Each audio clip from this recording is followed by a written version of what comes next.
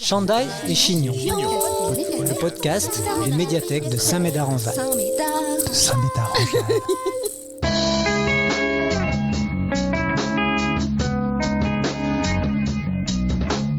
Nathan, 20 ans, parle de calisthénie et de sa profession de coach sportif. Avant de l'écouter, voici une annonce de notre partenaire et sponsor. Oranginella, le premier jus d'orange pétillant avec sa pulpe et au bon goût noisette cacao, sans huile de palme. Agitez, dégustez. Oranginella, vous n'en reviendrez pas. Pour votre santé, évitez de grignoter entre les repas.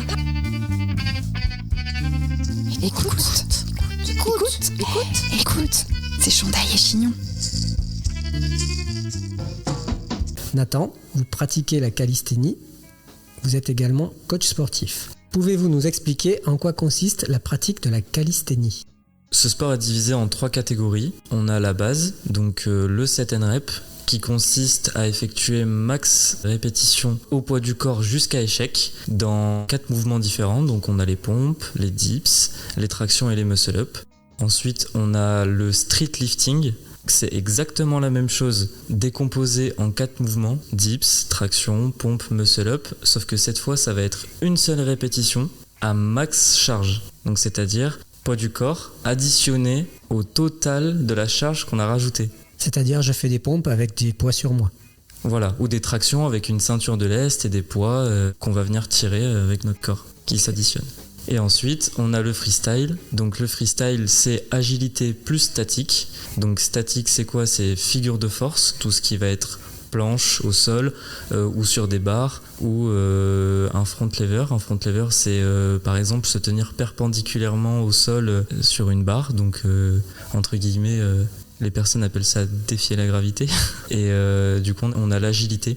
L'agilité, c'est tout ce qui va être salto sur des barres fixes, des 360, des passages de barres au-dessus, enfin des mouvements un peu dangereux, à la fois dynamiques. Ça ressemble un peu à ce qu'on appelle la gymnastique. Voilà, c'est ça, mais quand même différent. Et c'est votre spécialité.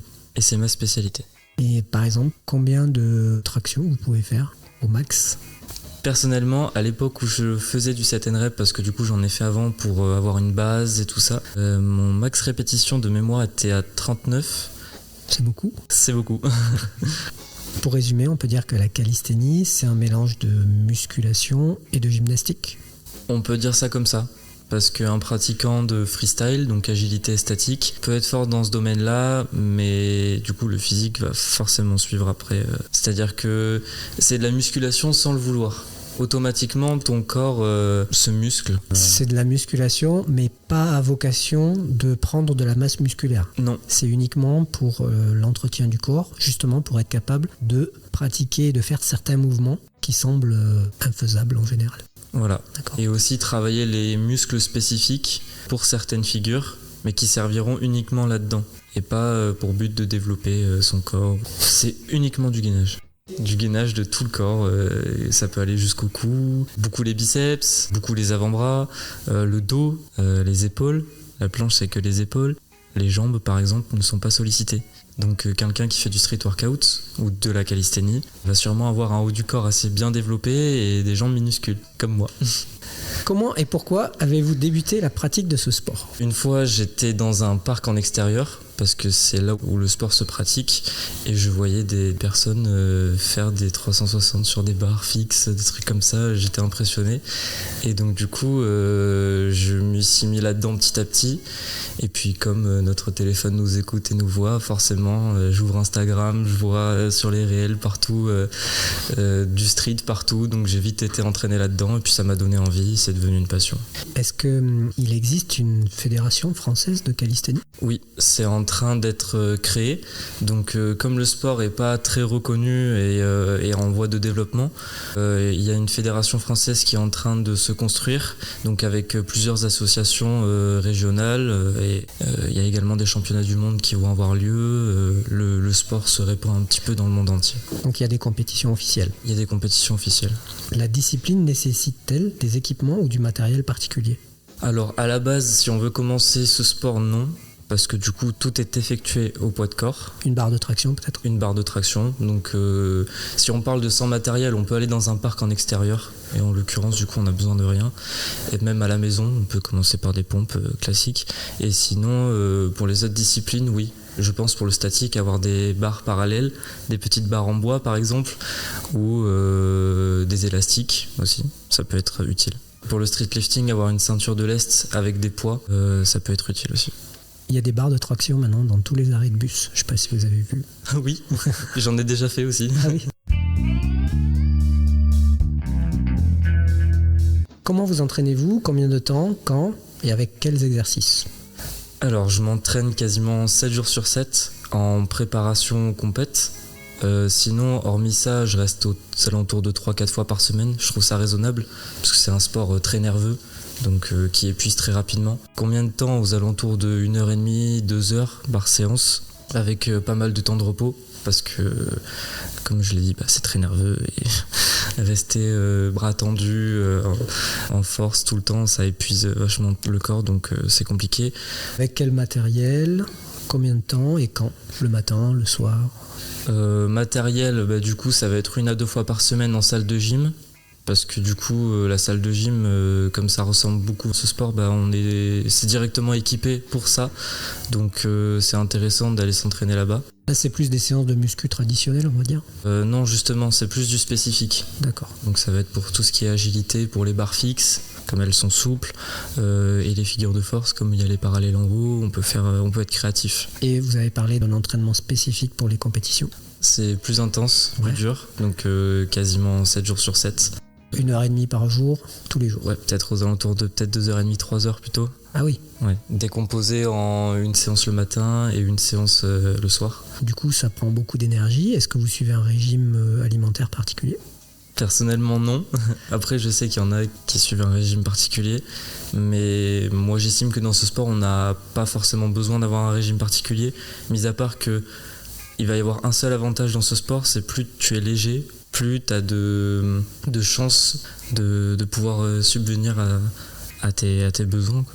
Donc le but, c'est absolument pas de prendre de la masse musculaire. Non, c'est quand même éviter de trop manger, mais en restant tout assez libre. Donc les petits gabarits sont avantagés dans ce sport ? Les petits gabarits sont avantagés. Donc tous ceux qui font entre 1m50 et 1m60, qui sont aux alentours de 50-60 kg sont très avantagés. Et tous ceux qui font 1m80, qui veulent s'y mettre, qui sont assez lourds, c'est compliqué. Mais il y a des exceptions, il y en a qui restent très forts. Mais oui, c'est un avantage. Chandail. Chignon, Chandail et Chignon. le podcast Le podcast. des médiathèques de Saint-Médard-en-Jalles. Ouh là là.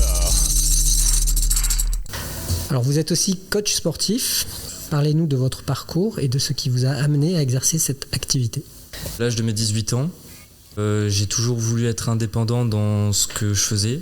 Donc au niveau du travail, je me suis dit, voilà, j'aimerais bien vivre de ma passion, de mon sport, comment je pourrais faire.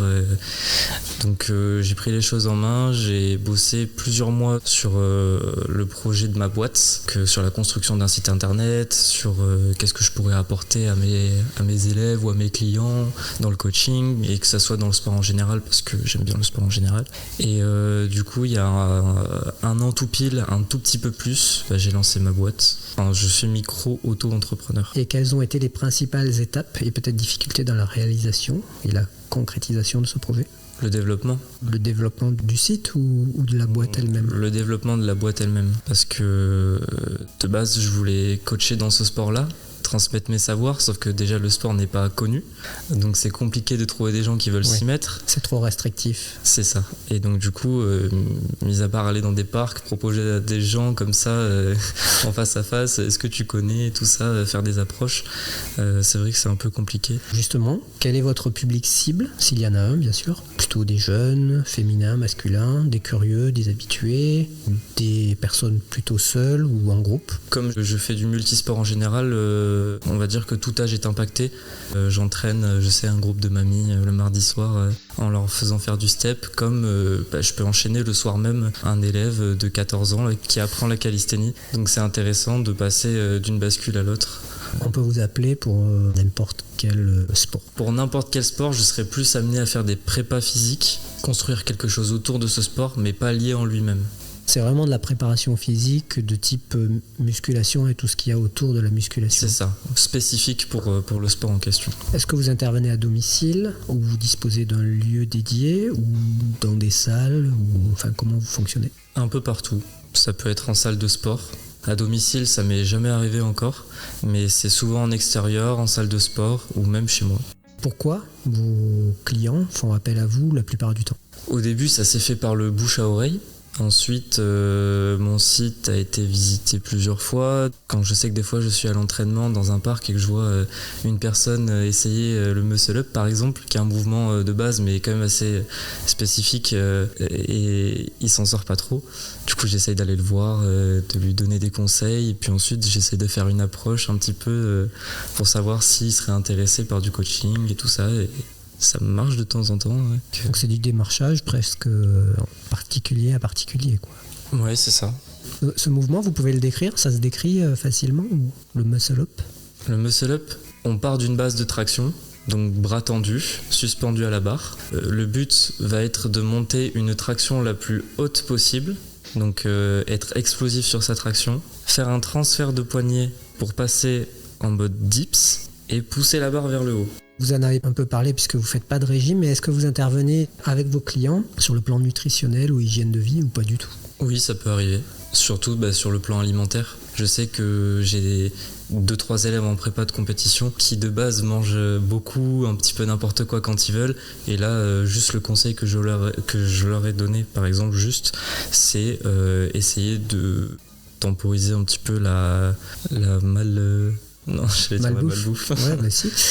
Donc de ne pas manger n'importe quand, oui. Peut-être à heure fixe c'est mieux, et ne pas manger trop gras, enfin non, éviter de grignoter et avoir ses glucides, un peu de sucre dans le sang, sans être dans l'abus. Mais est-ce qu'il y a des aliments qui sont conseillés? Boire beaucoup d'eau.